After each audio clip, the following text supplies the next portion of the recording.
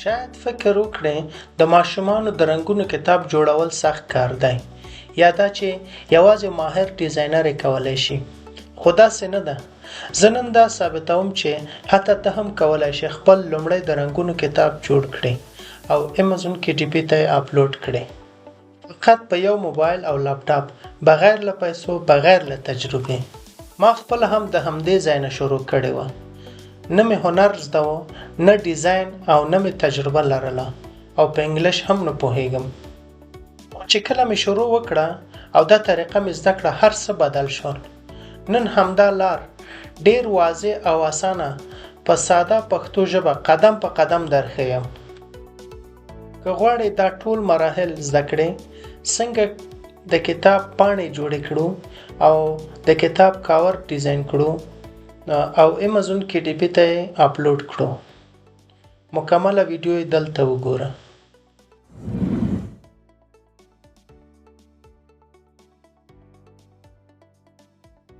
اوس په دا ټول مراحل قدم په قدم زده کوو.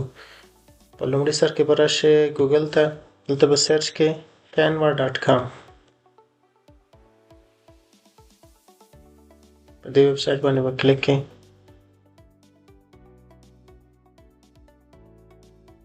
نو د کینوا دا پیج به تاسو ته خلاص شي. بیا به راشئ کسټم سایز ته، ځکه ته نوی ډیزاین کوئ. نو کسټم سایز کې به ته خپل د کتاب سایز ورکوې چې کوم کتاب ته ډیزاین کوي. نو دلته به دا انچز ته وړئ او هغه سایز چې نن سبا په امازون کې ډېر په ټرند کې دی، دغه کتابونه خلک خوښوي، هغه 8.15 پر 11 دی.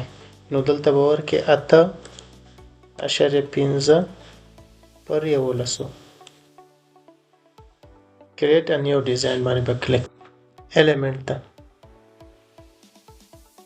په دې element باندې به کلیک وکړئ. نو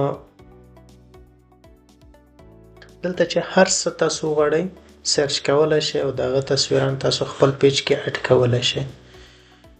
نو کیټ انیمل به سرچ کو.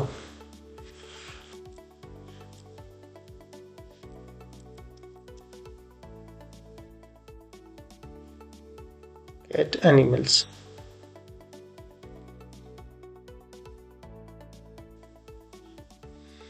دا تصویران به چې کله موږ ته خلاص شوله، دا د انیملز تصویران، دا به داسې راولو، دا به سنټر ته کړي په دې طریقه. ډېر اسانه. یو خبره یاد ساتئ ښه، کله چې تاسو د ماشومانو د رنګونو کتاب ډیزاین کوئ، نو په هغه کې به یو پیج خالی پرېږدئ، دا شانتې.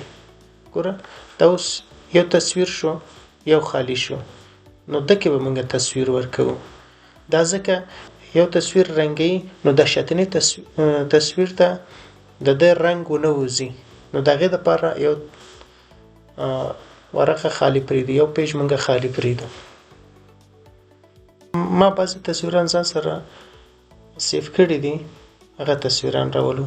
که د ځای نه موږ انتخاب کړو، ډېر ټایم نیسي. تاسو که ټایم لرئ نو ښکلي تصویران انتخاب کړئ، خپل کتاب چې هر څومره ښکلی جوړولی شئ جوړ یې کړئ، چې ډېر داسې سخت نه وي، ښه اسانه وي، لکه دا تصویران.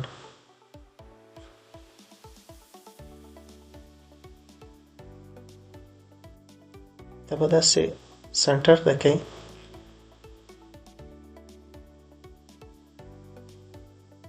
دا به زیات څنډې ته نه راولئ، ښه،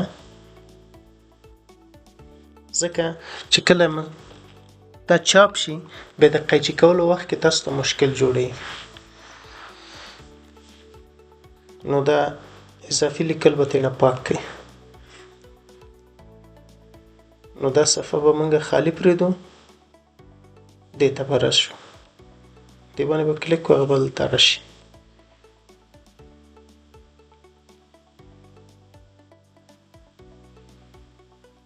شانتې دا به ترېنه پاک کړو او 8 پیج دا به خالی پرېږدو دې ته به راشو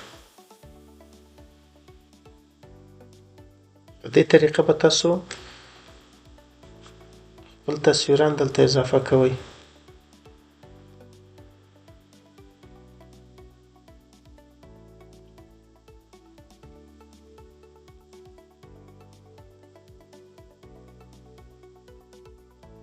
داسې ډیزاین کو سنټر ته به یې کړو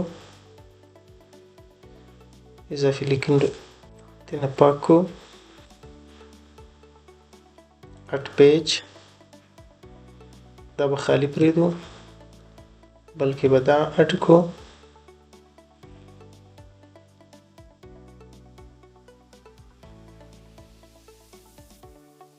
یاد ساتئ دا کینوا کې دا تصویران ټول شته دی ما دا کینوا نه پیدا کړي دي او طریقه مقه طریقه ده چې څنګه به کینوا خلاص شي نو دې الیمنټ ته به راشئ دا کټ انیمل به سرچ کې ګوره د دې نوم دی کټ انیمل کلرینګ پیجز دا به دلته سرچ کې او دا به درته راشي د ایزي کې د رنګونو کتابونه ډیزاین کړئ او 80 پیجز په برابر کړئ نو دلته موږ ته ښیي د پیجز دا 12 دي که نه دا 80 پیجز پر برابر ښیي نو دلته یې وهه دا اټ کېږي دا سره ده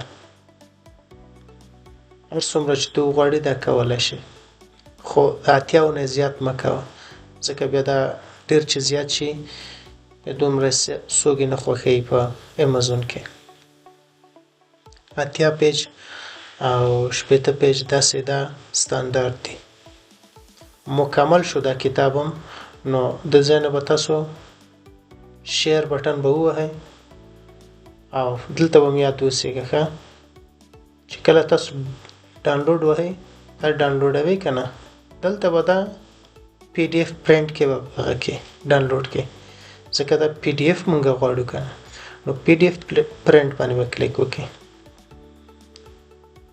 نو وروسته به ډاونلوډ پې ووهئ او دا به تاسو سره ډاونلوډ شي دا کتاب موږ سره ډاونلوډ شو